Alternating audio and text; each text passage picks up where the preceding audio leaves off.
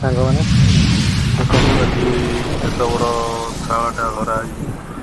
ଦେଖନ୍ତୁ ୱେଟଟା ରହୁଛି 4 କିଲେ। ଦେଖନ୍ତୁ 4 କିଲେ 310 ଗ୍ରାମ। ଏ ଶାଳଟା ଦେଖନ୍ତୁ ତଳୁ ମାନେ ପାଦଠୁ ଅଣ୍ଟା ପର୍ଯ୍ୟନ୍ତ ଏ ଶାଳ ମାଛଟି ଲାଇଫରେ ଫାଷ୍ଟ ଟାଇମ୍ ଏତେ ବଡ଼ ମାଛ ଧରିବା ଶାଳ ମାଛ ଫାଷ୍ଟ ଟାଇମ୍ ଧରିଛି। କାହିଁକିନା ଏଇ ମାଛକୁ ବଡ଼ ବଡ଼ ମାଛ ଧରିବା ପାଇଁ ବହୁତ ଥର ମୁଁ ବିଫଳତା ହେଇଛି।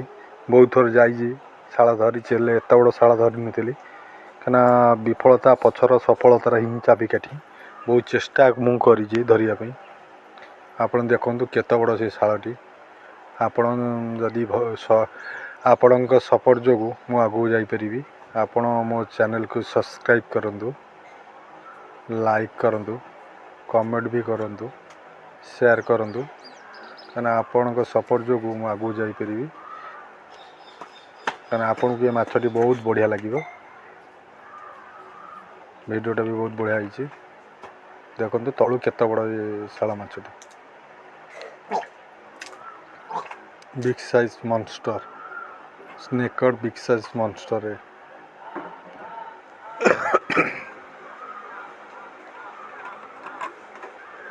ଦେଖନ୍ତୁ କେଡ଼େ ବଡ଼ ଶାଳଟି।